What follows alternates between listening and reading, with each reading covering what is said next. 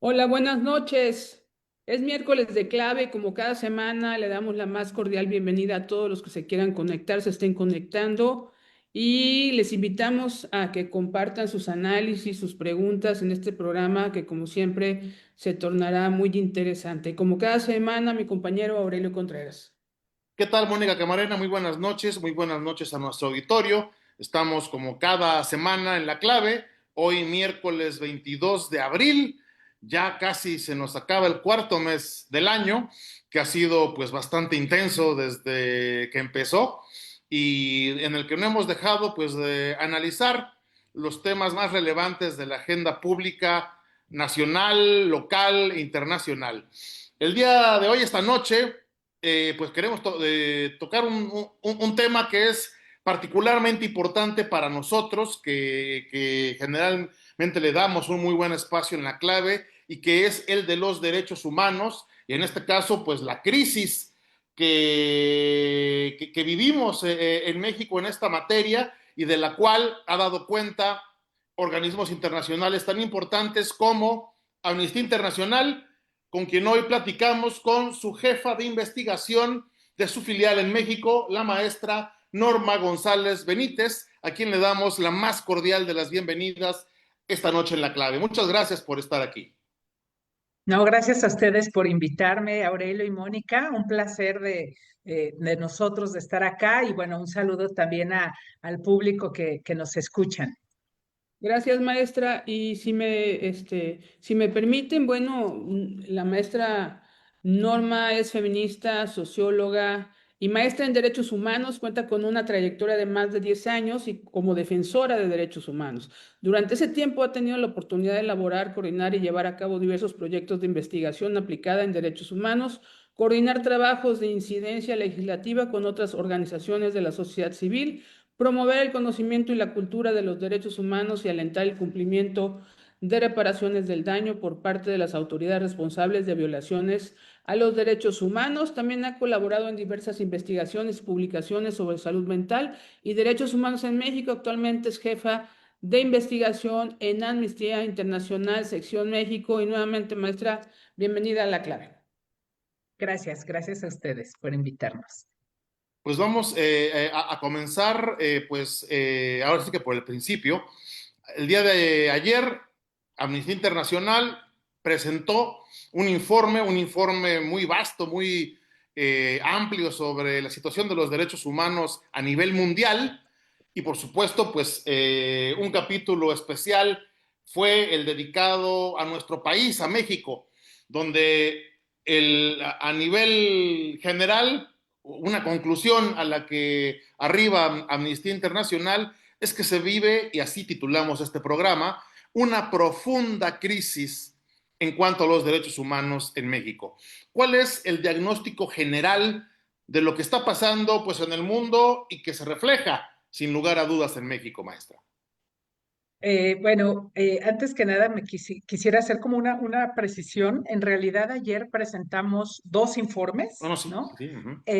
Uno que tiene que ver con la situación global de derechos humanos en el Uh-huh. mundo y otro que va muy alineado a este primer informe que tiene que ver con la situación particular de México y donde hacemos una evaluación a un año de gobierno de la presidenta Sheinbaum, que por cierto aquí tengo en mis manos, Uh-huh. y aprovecho para hacer el anuncio, ¿no? Promesas en Claro. marcha, derechos en riesgo. Y si me lo permiten, a mí me gustaría, antes de entrar de lleno al contenido de estos dos informes, hacer un pequeño contexto sobre qué es Amnistía Internacional y por qué estamos acá y por qué Amnistía está publicando estos dos informes. Amnistía Internacional es una organización, me atrevo a decir que es una de las más grandes del mundo, si no es que la más grande. Tan es así que decimos que somos un movimiento social. Amnistía está conformada por más de 10 millones de personas alrededor del mundo.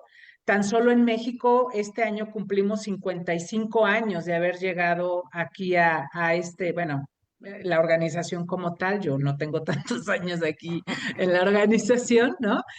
Y algo que me parece fundamental decir es que La eh, organización como este tal, informe que nosotras hoy la publicamos, estos organización, dos ¿no? informes, Y los basamos me parece en fundamental las decir casos, las historias de vida de la personas que organización acompañamos que a nivel nosotras mundial, pero también a nivel logramos. México. Y en ese sentido, antes de empezar, pues quiero también enviar un caluroso abrazo solidario a las más de 130,000 familias que en México que hoy buscan a sus seres queridos desaparecidos, pero también a las miles de personas y de mujeres, madres de víctimas de chicas que han sido asesinadas, ¿no? De feminicidio y que bueno, la organización, solo quiero traer a la mesa que es fundada para las personas, ¿no? Que acompañamos por ellas y por eso es que hoy estamos acá y por eso es que estos dos informes tienen como, digamos, como misión visibilizar esta situación en el mundo y en el país que no sería posible si no fuera pues por este acompañamiento que hacemos en terreno en todo el mundo, ¿no? Entonces, bueno, esto solo como un poco como introducción de qué es Amnistía Internacional a nivel global y luego decir que el informe global es un informe que publicamos cada año, ¿no? Vale la pena decir que Amnistía tiene presencia prácticamente en todo el mundo. Son más de 150 países de los que se habla en este informe global. Y en estos 150 países, si bien no hay una oficina de amnistía en los 150 países, porque a veces las circunstancias no hay condiciones pues para que haya personal en terreno, ¿no? Por temas de seguridad y bueno, otras condiciones, pero cuando no es así, por lo menos sí hay oficinas regionales que cubren, digamos, estos países donde no hay secciones. Entonces, este informe que publicamos, el de la situación de los derechos en el mundo, es cada año todas las secciones del movimiento nos unimos para redactar este informe conjunto. Cada sección va redactando la situación en el país particular y luego pues la suma de todos estos capítulos que pueden encontrar en el informe es lo que deriva en un análisis global de la situación en el mundo. Entonces, bueno, este año ha sido un año particularmente triste, me atrevo a decir, porque este informe, el informe global, este año da cuenta eh, de una tendencia que Amnistía Internacional ha venido ya desde hace varios años poniendo la atención, digamos, en una tendencia que se observa a nivel global, ¿no? Una situación donde los derechos humanos están en riesgo, ¿no? No solamente en México, sino en distintas partes del mundo. Eh, y bueno, esta versión de este año, insisto, es particularmente triste porque observamos con gran preocupación que a nivel global hay, le llamamos así, tal cual en el informe, depredadores a nivel global, ¿no? Gobiernos depredadores que intentan destruir, esa es la palabra, 80 años de esfuerzos para abordar problemas globales mediante el multilateralismo y construir salvaguardas de derechos humanos, ¿no? Es decir, después de la Segunda Guerra Mundial en que se construyen estos mecanismos internacionales, firma de tratados internacionales, bueno, la creación de la ONU, ¿no? Que ha sido como la máxima expresión eh, de la voluntad política de los países a nivel global para proteger y garantizar los derechos humanos a nivel mundial y evitar que se volvieran a cometer atrocidades como las que observamos en la Segunda Guerra Mundial. Bueno, todo este andamiaje institucional hoy vemos, insisto, con mucha preocupación cómo gobiernos están intentando desmoronar estos esfuerzos de más de 80 años. Entonces, ese es uno de los como hallazgos, digamos, o mensajes, conclusiones a las que se va llegando en este informe. Y luego también observamos con preocupación cómo hay un recrudecimiento en los ataques que hay por parte de algunos países contra la sociedad civil y estos se propagan por todo el mundo, ¿no? Al mismo tiempo que se va conformando un orden alternativo, ¿no? En el mundo racista, patriarcal, desigual, que busca de alguna forma atacar directamente a algunas poblaciones específicas, ¿no? Como las poblaciones marginadas, las mujeres, la población LGTBI, etcétera. Pero finalmente, y aquí con esto cierro este muy, muy general diagnóstico del informe global, observamos que pese a este panorama tan triste, hay esfuerzos por parte de la sociedad civil y algunos estados y organismos internacionales que han trabajado para oponerse a estos intentos por minar, digamos, los derechos humanos, ¿no? Y que han cuestionado y han resistido para transformar esta situación. Entonces, bueno, esto que estoy diciendo es, en muy pocas palabras, un diagnóstico, un informe que es mucho más complejo y mucho más amplio y que ahora, si quieren, hablamos particularmente del capítulo que incluye la situación en México. Sí, maestra. Eh, quiero saber si alguno de los capítulos, no me dio tiempo de revisar todo a fondo, pero alguno de los capítulos, si tengo entendido que es un tema que preocupa a todo el mundo, a todas las organizaciones. Aquí en México se ha trabajado, muchos grupos han estado trabajando en los últimos años al respecto, y estamos hablando de la restricción de derechos humanos en las mujeres y las niñas, todo este tipo de, de violencia, ¿no? Incluso ahora que tiene que ver con la inteligencia artificial, está generalizada la violencia de género en muchos sentidos, y me gustaría que ahondáramos respecto en este informe, en este rubro. Sí, hay el informe y bueno, también esto sirve un poco para la invitación al público que nos escucha para que si quieren profundizar en el diagnóstico puedan entrar a nuestra página de internet de Amnistía, que es www.amnistia.org.mx, donde ya desde ayer que se hizo lanzamiento ya se puede encontrar el informe. Y ahí van a encontrar que el informe hay un análisis que se hace a nivel global de la situación de los derechos humanos y luego se hace un análisis por región, ¿no? Hay un análisis de América Latina, bueno, de las Américas, hay otro de África, de Asia, del Pacífico, etcétera. Y luego hay un análisis específico por país, ¿no? Entonces, cada capítulo de cada país, prácticamente todos incluyen dentro de sus subcapítulos, por así llamarlo, la situación particular de los derechos de las mujeres a nivel global. Entonces, solo por mencionar algunos ejemplos de lo que está en este informe, puedo decir, por ejemplo, que se habla de las políticas depredadoras, ¿no? De los talibanes contra las mujeres afganas, ¿no? Que estas, lo que muestra el informe es que estas se intensificaron en 2025 con la promulgación o aplicación de nuevas prohibiciones, ¿no? Para las mujeres. Sudán es uno de los países que preocupan mucho o que más llaman la atención en el informe.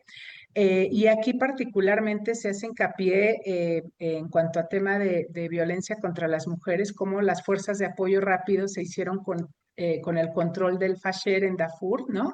Y tras someter a la ciudad a un asedio de 18 meses. En este contexto se habla cómo después se sucedieron los homicidios de civiles en masa y los actos de violencia y otro tipo de violencia sexual que han vivido particularmente las mujeres en este contexto de conflictos.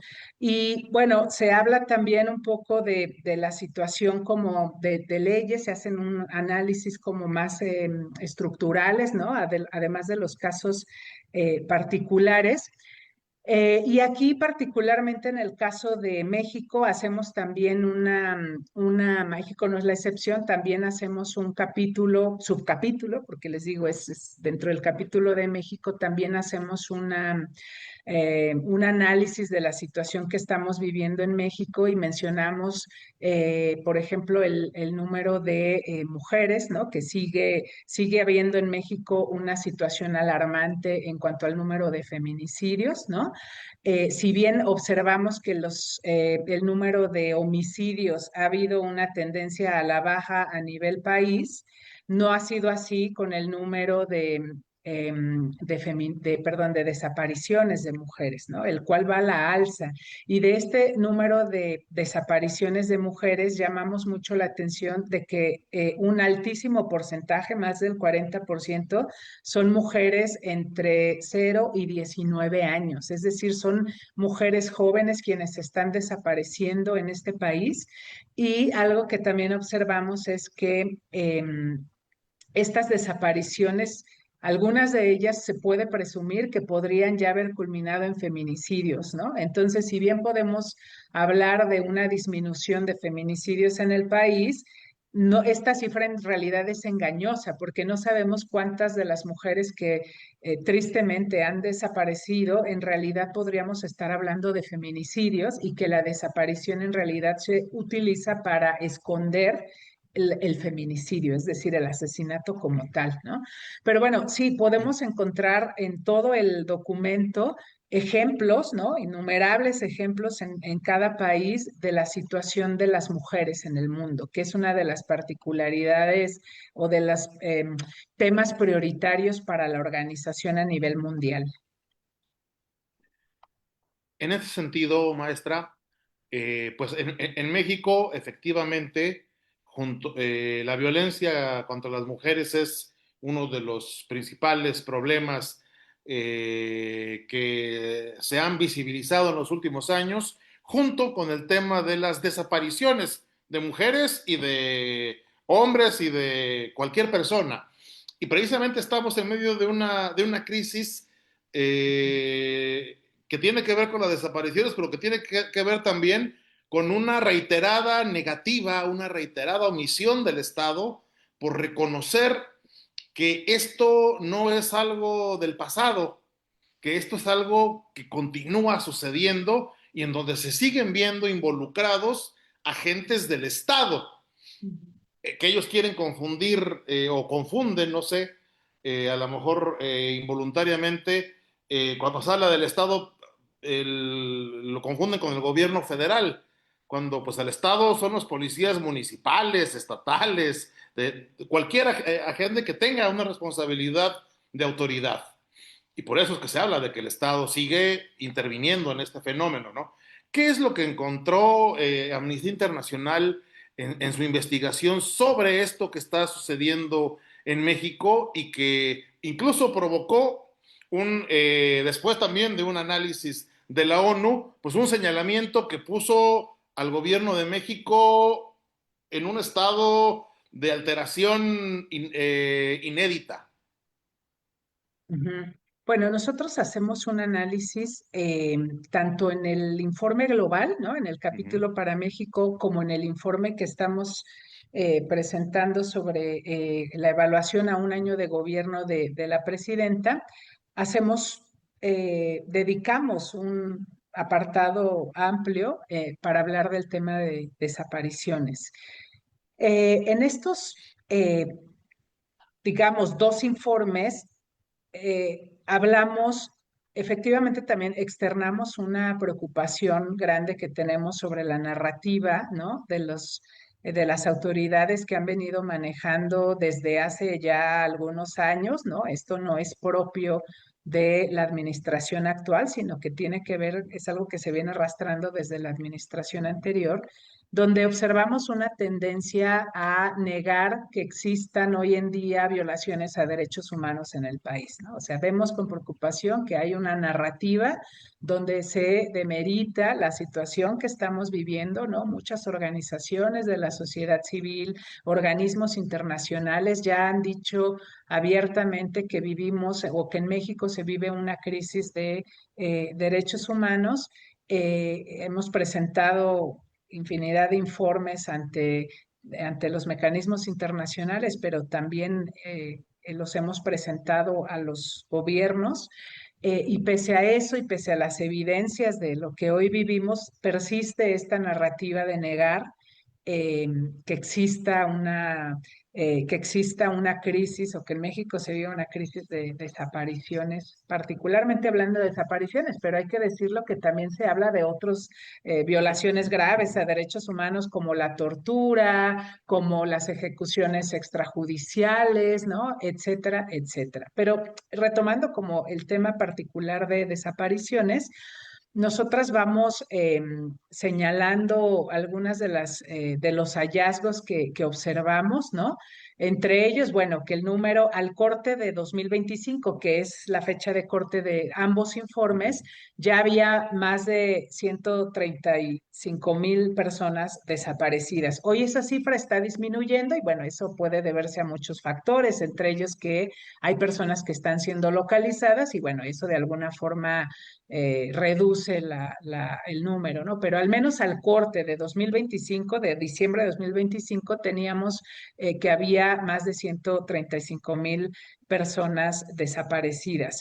Y luego observamos también dentro de esta situación, pues el hallazgo de fosas, que también va acompañado de la crisis de desapariciones. Es decir, no solamente son las 133,000, 131,000 personas desaparecidas de las que hoy se habla, sino que también hay que mencionar que acompañada de estas cifras son más de 72,000 cuerpos o restos de cuerpos de personas que no han sido identificadas y que se encuentran en las morgues de este país sin que puedan descubrir a partir de peritajes de ciertos estudios forenses a quién pertenecen estas personas. Entonces, no solamente vivimos una crisis, insisto, de desapariciones, sino también vivimos una crisis forense. Es decir, hay cuerpos que se están encontrando y que el Estado mexicano no tiene la pues capacidad humana, técnica, el equipo especializado para poder encontrar de quiénes son estos cuerpos, ¿no? Y aquí pues hay que recordar que detrás de cada persona desaparecida hay familias que están buscando a sus seres queridos, ¿no? Nosotras hacemos mención de esta situación porque nos parece relevante mencionar que ante la crisis que se vive de desapariciones, son las familias quienes han encabezado las búsquedas de sus seres queridos, ¿no? Una búsqueda que no tendrían por qué estarlas haciendo ellas, tendría que ser un trabajo que esté haciendo enteramente el Estado y que sabemos que eso no es así, ¿no? Son las familias las que salen a buscar a sus seres queridos, ¿no? Y que también hay que decir que dentro de estas familias, la mayoría son mujeres, ¿no? Que es algo que hemos dicho en estos dos informes, pero que también aprovecho para decir que lo hemos dicho en otros informes, ¿no? El año pasado publicamos un informe que se llama Desaparecer otra vez, ¿no? En julio de 2025, y en este informe hablamos de las violencias y de que viven las mujeres cuando salen a buscar a sus seres queridos, violencias que pueden ir desde simples amenazas, ¿no? O obstáculos que pueden enfrentar en terreno, pero que también pueden ir en formas extremas de violencia como homicidios, feminicidios o desapariciones, ¿no? Al menos hasta el corte de 2025 ya iban más de 33 familias o personas, familiares de personas desaparecidas que habían sido asesinadas, ¿no? Entonces, es una cifra grave que realmente es para alarmarnos y que si estas cifras no son suficientes para que se reconozca la magnitud, digamos, de la crisis que vivimos, pues no sabemos qué otra cosa podría suceder. Pero además también en el informe mencionamos algunas exámenes que pasó México el año pasado, por ejemplo, CEDAW, que es el comité de la ONU que da seguimiento a la Convención de la ONU en temas de derechos de las mujeres. Cada año, cada 4 años o cada cierto tiempo, a veces cambia, hace una revisión por país. La hace de todo el mundo, no solo de México. Y el año pasado tocó que hiciera la revisión de los avances que ha tenido México en cuanto al cumplimiento de la Convención de CEDAW, ¿no? Y en ese sentido, mencionamos en el informe que algo que nos pareció muy importante es que CEDAW llama la atención al Estado mexicano sobre la situación que viven las mujeres buscadoras e incluso recomienda al Estado mexicano, uno, que las reconozca como mujeres defensoras de derechos humanos, ¿no? En su análisis se da llama la atención de las formas particulares de violencia que ellas viven y que son derivadas de esta labor de búsqueda, ¿no? Es una nueva, lo llama algo así, palabras más, palabras menos, pero reconoce que es una nueva categoría, por así decirlo, de defensa de derechos humanos que no existe, o que si bien ya hay antecedentes en otros países, principalmente en América, como en Argentina y otros países, pues que llama la atención sobre el papel fundamental que están teniendo en México, ¿no? Para Ujú. enfrentar esta crisis de desapariciones. Y luego, pues mencionamos o traemos a colación la situación que actualmente estamos viviendo con la activación del artículo 34 de la Convención Internacional sobre Desapariciones Forzadas. Eh, Esta activación se traduce en que el comité que da seguimiento a esta convención, ¿no? El Comité de la ONU de Desapariciones, ante la magnitud de la crisis, por primera vez en la historia, activa este procedimiento, por así llamarlo, ¿no? Donde analiza la situación de México y bueno, aunque nuestro corte del informe es 2025, hoy sabemos, porque esto es reciente, digamos, que concluyó que efectivamente en México podría estar sucediendo que las desapariciones son generalizadas y bueno, o sistemáticas, y en ese momento va a llevar la situación de México a la Asamblea General de la ONU. Entonces, bueno, todas estas como hechos que hemos estado viviendo en el último año son hechos que vamos mencionando en el informe global de Amnistía y que en el informe particular sobre México, el que hacemos sobre promesas en marcha, derechos en riesgo, ahondamos más en esta situación, analizamos más a profundidad lo que implica este proceso que estamos viviendo hoy en día en México. Y también hacemos un llamado, pues, a las autoridades, ¿no? A reconocer como lo que estamos viviendo y, bueno, atender una serie de recomendaciones que vamos haciendo a lo largo de cada capítulo. Maestra, con motivo de la visita a México del Alto Comisionado de la ONU para los Derechos Humanos, entiendo que tuvieron reuniones las diferentes organizaciones y bueno, ahí se hizo un exhorto importante, me parece.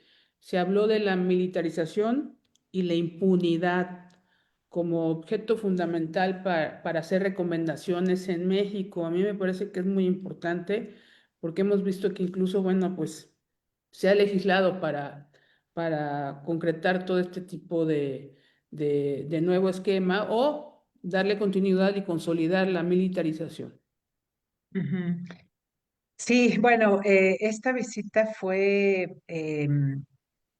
nos pareció que fue relevante, pues, es el alto comisionado de la ONU, ¿no? De las Naciones Unidas sobre Derechos Humanos que vino a México en los días pasados y bueno, se reunió con diversas organizaciones de la sociedad civil, entre ellas estuvimos nosotros como Amnistía Internacional, pero también se reunió con autoridades, ¿no? Del más alto nivel, se reunió con la propia presidenta Claudia Sheinbaum Y también se reunió con las colectivas, ¿no? De familiares de personas desaparecidas y con las propias mujeres buscadoras y con otras personas defensoras de derechos humanos. Es decir, tuvo una visita de varios días en las que tuvo la oportunidad de escuchar diversas eh, eh, digamos, perspectivas de una misma situación que se está viviendo en el país. Y como parte de digamos, de lo que platicamos con el alto comisionado en esta reunión con organizaciones, se tocaron varios temas, efectivamente, entre ellos. Uno fue el tema de seguridad, ¿no? De militarización. Y efectivamente es un tema que nos preocupa mucho, es un tema que también mencionamos en los dos informes, tanto en el informe global como también en el informe de la evaluación de Sheinbaum. Eh, Desde Amnistía Internacional, nosotras observamos con mucha preocupación que desde el año 2006, más o menos, que fue cuando empieza la guerra contra las drogas, contra el narcotráfico, a partir del gobierno de Felipe Calderón, se implementa en el país una política, digamos, esto que fue llamado guerra contra las drogas o contra el narco, Ujú. ¿no? Y a partir de ahí, la estrategia llevada a cabo por el gobierno de Calderón fue utilizar las Fuerzas Armadas para combatir el crimen organizado, ¿no? Esta postura o esta estrategia, digamos, para combatir un problema que no es nuevo, que es un problema que data ya desde muchos, muchos años atrás, ¿no? Eh, Diversas organizaciones, incluyendo Amnistía, siempre ha sido cuestionada, ¿no? Siempre hemos puesto sobre la mesa si realmente el poner a los militares en las calles es la estrategia idónea para combatir un problema estructural como es el problema de los cárteles en las calles, ¿no? Y esto es así porque hemos documentado y hemos dicho en muchas ocasiones que las Fuerzas Armadas fueron entrenadas por naturaleza, o sea, la naturaleza de los militares es atacar y derribar al enemigo exterior, digamos, cuando hay un ataque de otro país a México y entonces intervienen las Fuerzas Armadas, ¿no? O si hubiera un conflicto distinto de naturaleza que pone en riesgo, digamos, la seguridad nacional o como país. Sin embargo, para poder atender una problemática relacionada con la seguridad pública, los estándares internacionales lo han dicho, la solución no es la militarización, la solución tendría que estar relacionada con fortalecer a las fuerzas civiles, es decir, las fuerzas policías, para que puedan atender estas problemáticas. Y es así porque las policías tienen otra naturaleza, no están diseñadas para matar, para derribar al enemigo, sino realmente para resolver, digamos, estos conflictos internos, ¿no? Donde son complejos, ¿no? No es solamente una cuestión de matar al enemigo y listo, tiene que ver con una situación estructural, tiene que ver con problemáticas mucho más profundas y distintas en cada estado de la República. No es lo mismo la situación que se vive en la Ciudad de México que en otros estados.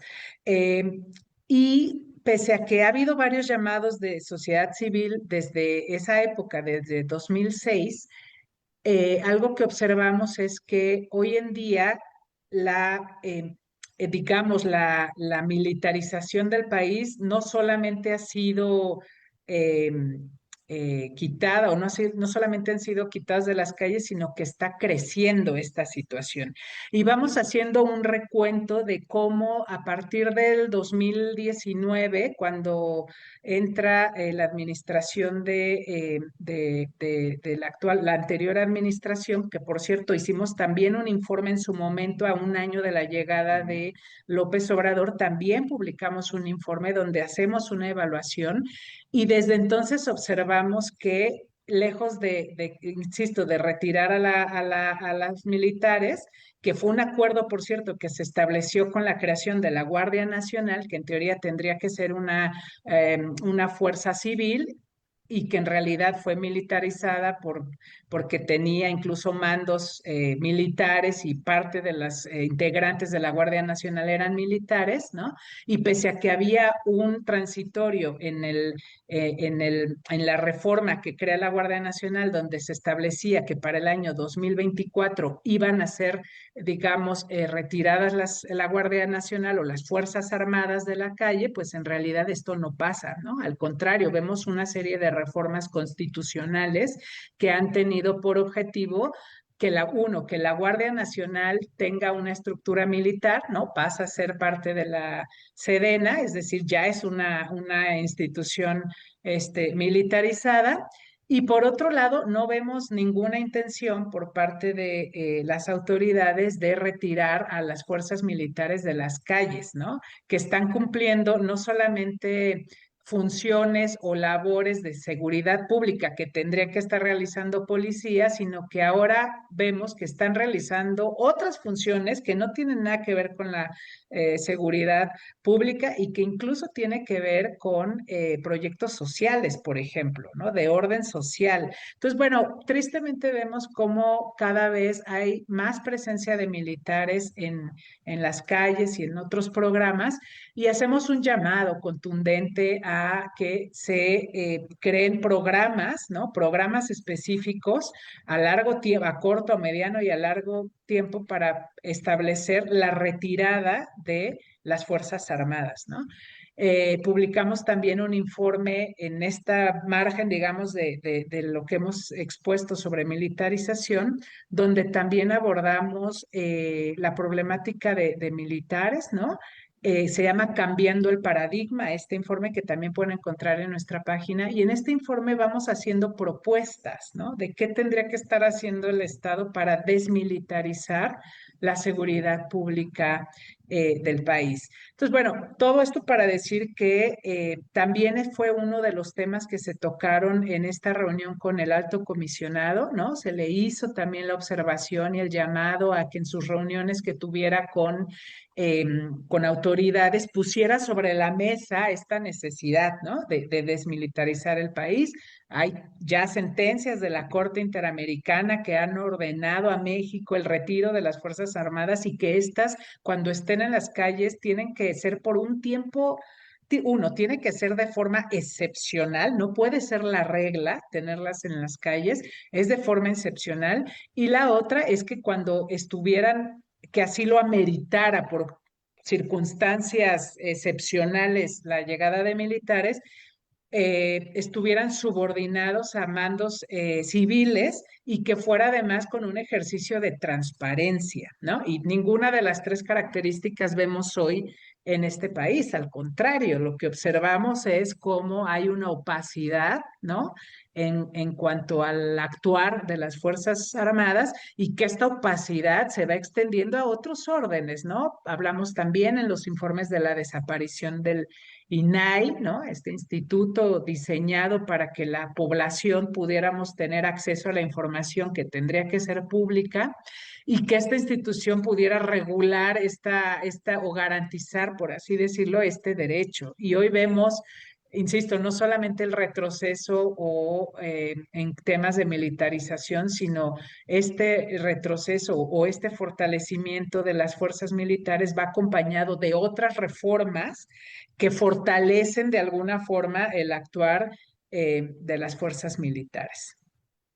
Precisamente, y en uno de los informes puntualizan el tema de que a pesar de las sentencias de la Corte Interamericana de Derechos Humanos, el gobierno mexicano mantuvo e incluso amplió el catálogo de delitos para aplicar prisión preventiva oficiosa. Lo que vemos es una ampliación de mecanismos más bien autoritarios, más bien punitivos, que a quien afectan es a la sociedad y que no necesariamente han servido para inhibir los delitos. Y pues prueba de ello es la enorme cantidad que siguen cometiéndose, a pesar de que la narrativa, el discurso del gobierno insiste en que la tendencia va supuestamente a la baja, maestra. Sí, bueno, ese es un tema complejo, ¿no? La prisión Uh preventiva oficiosa, el arraigo, que van muy de la -huh. mano. Eh, y sí, efectivamente ya hay dos sentencias de la Corte Interamericana de Derechos Humanos, que por cierto salieron casi a la par, donde ordena al Estado mexicano que elimine esta figura dentro del sistema penal que no resuelve el problema. Y no solo no resuelve, sino que además viola derechos humanos, ¿no? Particularmente la presunción de inocencia. Y aquí me gustaría detenerme un poquito nada más como para Uh -huh. dar contexto a la gente que nos escucha y que a lo mejor se esté preguntando, bueno, por qué tendría que porque es violatorio a derechos humanos que haya una persona en la cárcel por un delito que posiblemente cometió, ¿no? Para muchas personas tal vez esto suena un poco ilógico, ¿no? Si a mí no sé, hay una situación, un delito dentro de este catálogo que está en la Constitución, ¿no? Y detienen a una persona relacionada con este delito, yo como víctima, digamos, de este delito o familiar de víctima, lo que quiero es ver a esta persona que cometió el delito, pues en la cárcel, ¿no? Refundida en la Uh cárcel, que -huh. pague, ¿no? Digamos, esto es una exigencia legítima y genuina, ¿no? Por parte de las víctimas. Sin embargo, es complejo, digamos, la figura de prisión preventiva. Lo que hoy por hoy ordena nuestro sistema jurídico es, como bien dices, dentro de la Constitución hay un catálogo de delitos, hay una lista de delitos, ¿no? Si hay una persona que es detenida porque se presume que cometió uno de los delitos que están en este catálogo, entre ellos está, hay feminicidio ya estaba, por mencionar algunos, ¿no? Secuestro, en fin, son como delitos graves, pero Uh -huh. algunos no son tan graves, pues, ¿no? O que, bueno, que no, se cuestiona estos delitos. El punto es que cuando se presume que una persona cometió este delito, el sistema jurídico mexicano permite a los jueces y a las juezas que puedan ordenar que esta persona esté en prisión mientras se resuelve si esa persona es culpable del delito o inocente, ¿no? Esta es una violación a derechos humanos porque hay un principio universal o que podríamos decir que está en muchas de las constituciones de los países, ¿no? Incluso en los tratados internacionales, que es es el principio de inocencia, ¿no? Nadie puede ser, digamos, eh, eh, puesto en prisión cuando no vamos, cuando no, todavía no hay una investigación o un juicio que determine que soy culpable o no de ese delito que se me está acusando, ¿no? En México eso puede suceder. Una persona puede estar en la cárcel y hay casos de más de 15, 16 años de personas que han estado en prisión por este tipo de delitos de los que se les acusan, pero que pueden estar años en la cárcel sin que haya una sentencia, Uh -huh. ¿no? Entonces, bueno, efectivamente hay sentencias de la Corte Interamericana de Derechos Humanos, hay una serie de recomendaciones también que hemos hecho a lo largo de muchos años, y lo que observamos es el aumento, no solamente que no se va a eliminar estas dos figuras digamos, de la legislación, ¿no? El arraigo que tiene que ver con que una persona pueda estar detenida por cierto número de horas que se pueden extender a días, sin que haya una sentencia, insisto. Entonces, no solamente no se han cumplido estas dos sentencias, sino que además vemos que se está ampliando el delito, ¿no? Y que hay reformas que se están llevando a cabo. La última fue también en 2025, donde se amplía el catálogo de delitos. Y algo que nosotras observamos es que, ojo, esta eh, medida no resuelve el problema que observamos en las calles. Es decir, mantener a una persona en prisión no va a resolver que se estén cometiendo estos delitos afuera. porque hay un tema, hay otros problemas, digamos, estructurales que van acompañados, ¿no? De investigaciones deficientes, el tema de la impunidad, y que al final algo que observamos es que eh, pareciera que todo se resuelve con mantener a las personas que pueden ser inocentes o que, insisto, todavía no hay un juicio justo, mantenerlas en la cárcel, o el aumento de penas, que es algo que también observamos con mucha preocupación, ¿no? Pareciera que la solución es aumentar el número de años en que las personas puedan estar privadas de la libertad, cuando eso no resuelve, insisto, pues la situación que se vive afuera, ¿no? Tendría que haber sistemas muchísimo más eficientes para que puedan las personas que son víctimas acceder a la justicia, ¿no? A la justicia, que es un derecho también humano, ¿no? Maestra, en este informe hay datos importantes que ustedes recabaron. Aquí en la clave hemos sido también muy puntuales en el seguimiento, como se imaginará. Y dígame si estoy en lo correcto, no sé si también es motivo para hacer recomendaciones, pero aquí dice, las personas periodistas enfrentan riesgos como hostigamiento, detención arbitraria, desaparición y asesinato, actos que pueden provenir de distintas fuentes, incluyendo agentes no estatales como el crimen organizado, y refieren que del 1 de octubre del 24 al 30 de septiembre del 25 fueron asesinadas al menos 9 personas periodistas en México, y que la organización Artículo 19, sabemos, documentó además 51 casos en los que se ha hecho uso indebido de procedimientos judiciales, civiles e incluso electorales para silenciar periodistas. Esta última, la nueva modalidad también para acosar a los periodistas.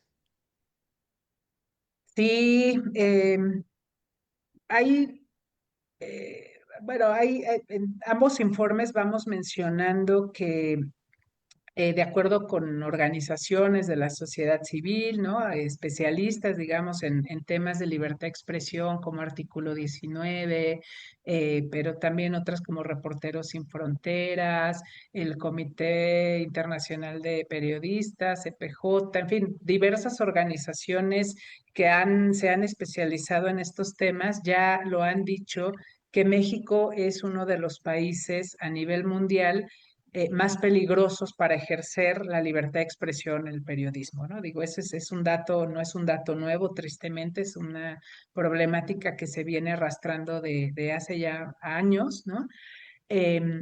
Y también mencionamos que además de los ataques directos como agresiones físicas, amenazas, asesinatos que también se van enumerando, eh, se da esta forma, digamos, para inhibir la labor periodística que tiene que ver con el uso indebido del sistema, ya sea penal, pero también puede ser civil o administrativo, ¿no?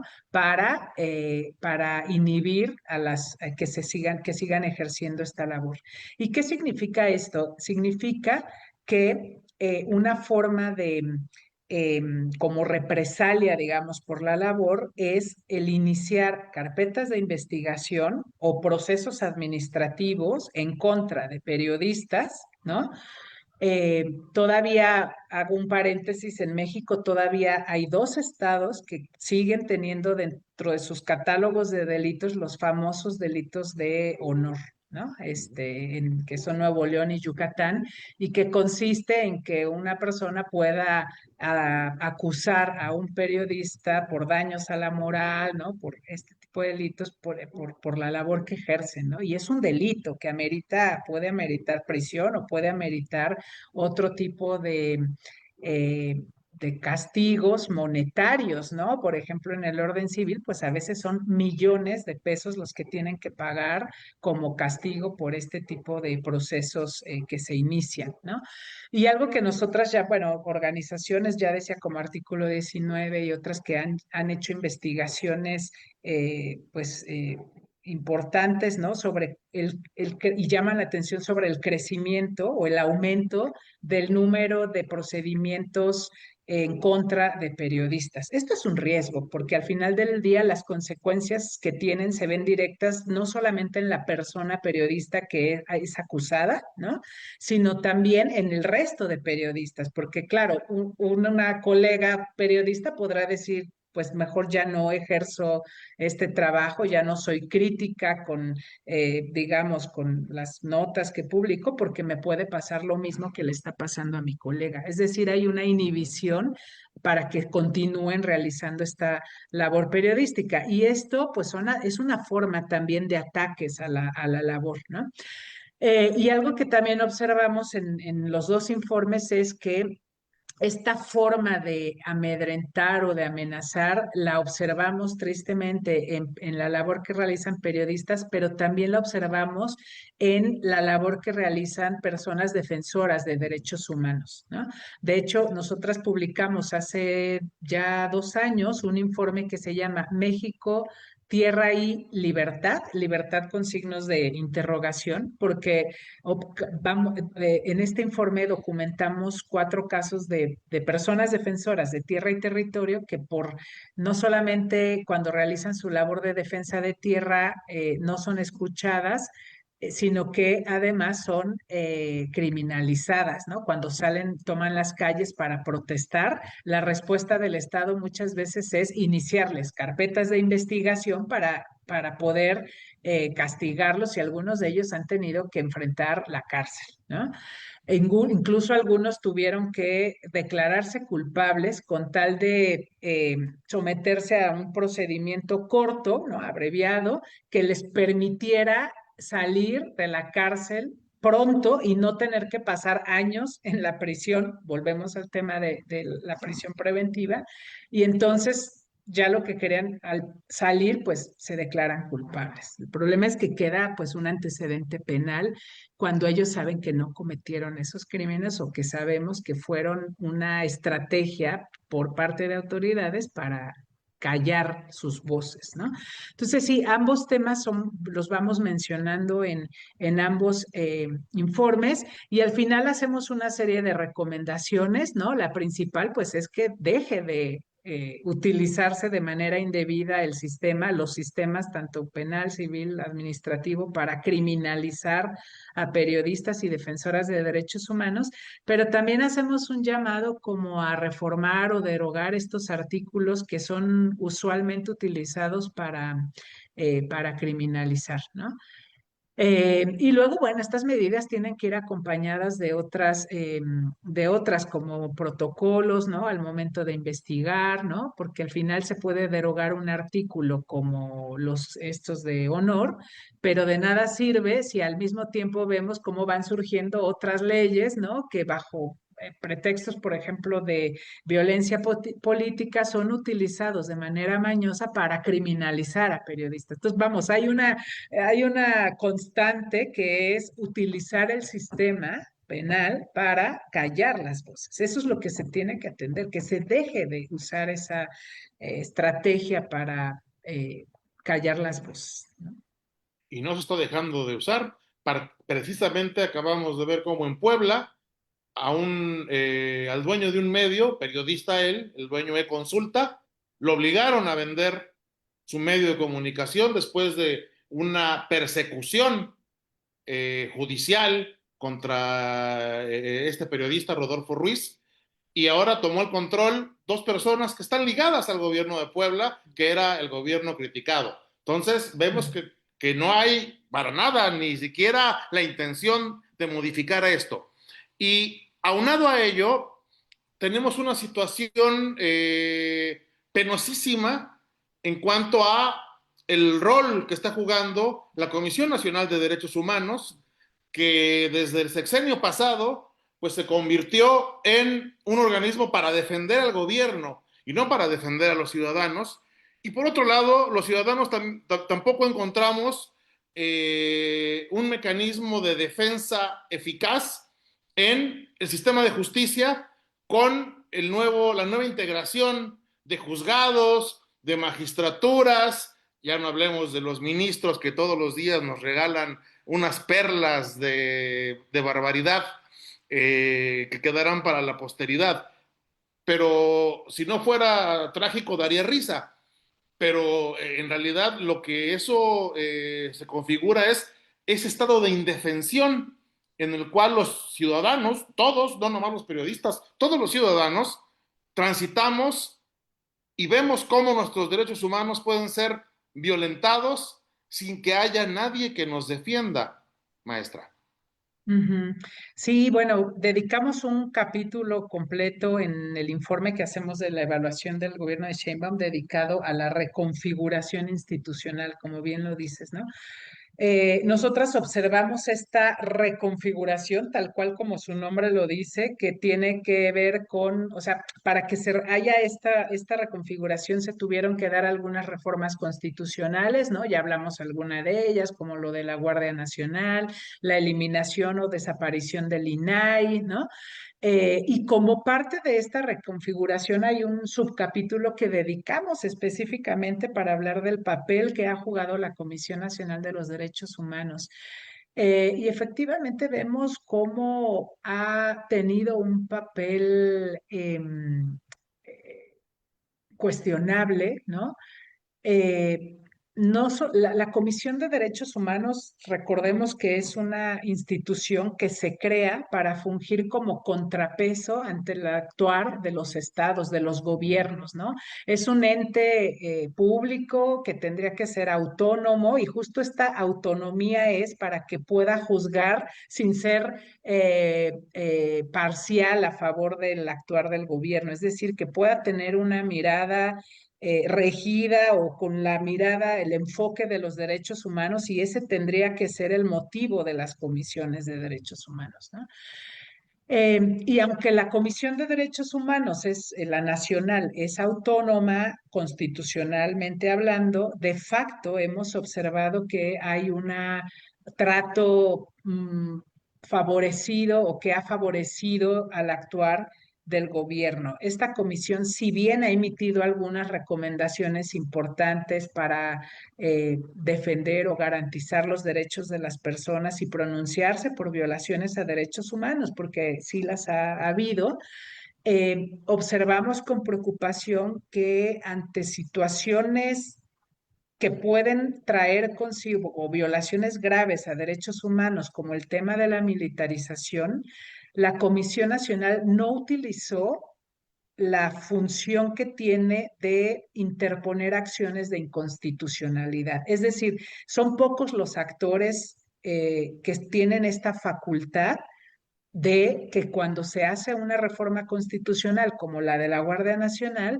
puedan interponer, digamos, estas acciones ante la Suprema Corte de Justicia para, de alguna forma, evitar que se lleven a cabo estas reformas, ¿no? Entonces, la comisión tuvo en sus manos la oportunidad de hacerlo y no lo hizo. No solamente no lo hizo, sino que salió públicamente a defender Uh -huh. la postura del propio gobierno. Y esta narrativa la observamos también en lo que respecta al tema de desapariciones. La propia Comisión Nacional de Derechos Humanos salió a avalar la postura del gobierno que señala al Comité de Desapariciones como un comité que pues que no tendría por qué emitir este tipo de estar metido, digamos, en los asuntos de gobierno, que es mentira que en este país se cometan tantas desapariciones, que hoy estas desapariciones ya no son, ¿no? Ya no existen, no se violan derechos humanos y bueno, es una situación preocupante porque si hoy la Comisión Nacional, ¿no? de Derechos Humanos no vela por los derechos de la población, pues nos deja en total indefensión, ¿no? Las organizaciones de la sociedad civil estamos solas ante esta situación, ¿no? No solamente estamos solas, sino ya para cerrar, que entiendo que se nos acaba el Uh tiempo, -huh. sino que también observamos que hay otras medidas legislativas que están siendo impulsadas e implementadas por el gobierno para eh, frenar o poner barreras para las propias organizaciones y que podamos continuar realizando el trabajo que realizamos día con día, ¿no? Entonces, bueno, el panorama es complicado, es complejo. Y esto se suma a un contexto global donde vemos una tendencia en todo el mundo de los gobiernos a implementar prácticas autoritarias, ¿no?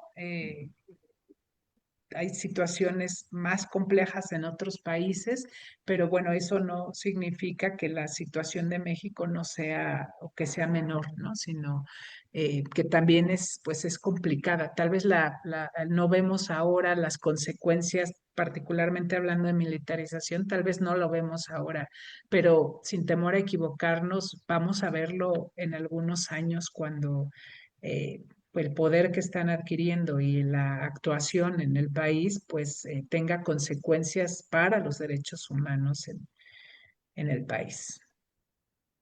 Bien, pues queremos agradecerle a quienes han estado siguiendo el programa, nos mandan saludos. Samuel, Dani, a Marta Rizo, dice, interesante el tema y la ponente trae mucha información y le manda saludos, nos manda saludos a nosotros. Maestra Norma González, ¿cuál es la perspectiva o la expectativa más bien que hay para lo que viene, para 2026-27? Viene un periodo, estamos viendo muchas circunstancias complejas de violencia en el país, lo que acaba de pasar en Teotihuacán, lo que pasó con esta muchacha Edith en la Ciudad de México, que es otro tema, ¿no? El riesgo que corren las mujeres hasta para ir a buscar trabajo, ¿no? Y que termina convirtiéndose en una trampa mortal. ¿Qué podemos ver hacia adelante? En un escenario en el cual pues no pareciera, insisto, que las autoridades quieran rectificar lo que están haciendo. Mm, Más que la perspectiva que tengamos para el próximo año, a mí me gustaría hacer el llamado, ¿no? El llamado al diálogo. Eh, Nosotras observamos, no vamos a demeritar el trabajo o los esfuerzos institucionales que se han hecho por parte de esta administración. Efectivamente, ha habido esfuerzos por tratar de resolver lo que está pasando en el país. El propio alto comisionado hoy lo dijo en conferencia de prensa, ¿no? En esta conferencia donde hizo su evaluación de la situación de México.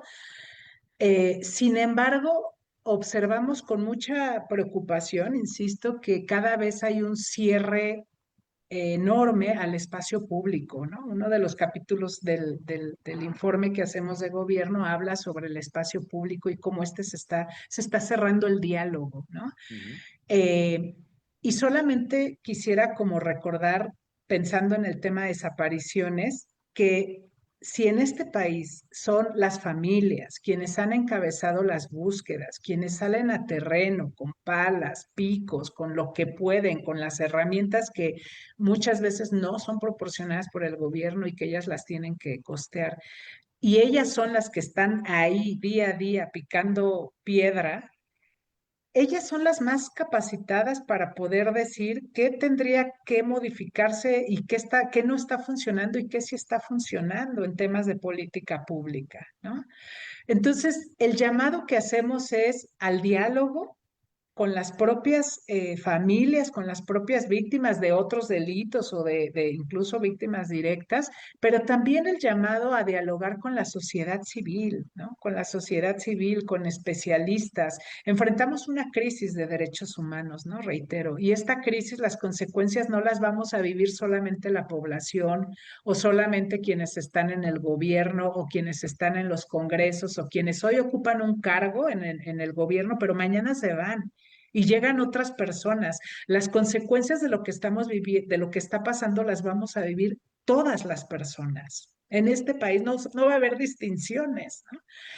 Eh, y en ese sentido, tendríamos que estar pensar en soluciones conjuntas, ¿no? Y de esa iniciativa de llamarnos, de reunirnos, tendría que venir del propio gobierno. Parece que nos ve como enemigos, no están abiertos a la crítica. Pareciera que este gobierno no hay posibilidades de hacer críticas constructivas. Yo solo quisiera señalar que cuando en Amnistía Internacional publicamos un informe, todos nuestros informes, así como vienen, digamos, detectamos el problema y lo analizamos, al final siempre hay recomendaciones, recomendaciones que apuntan a resolver los problemas. Y estas recomendaciones eh, podrían ir acompañadas de un diálogo mucho más profundo sobre lo que observamos en los informes. Sin embargo, hoy por hoy eso no sucede.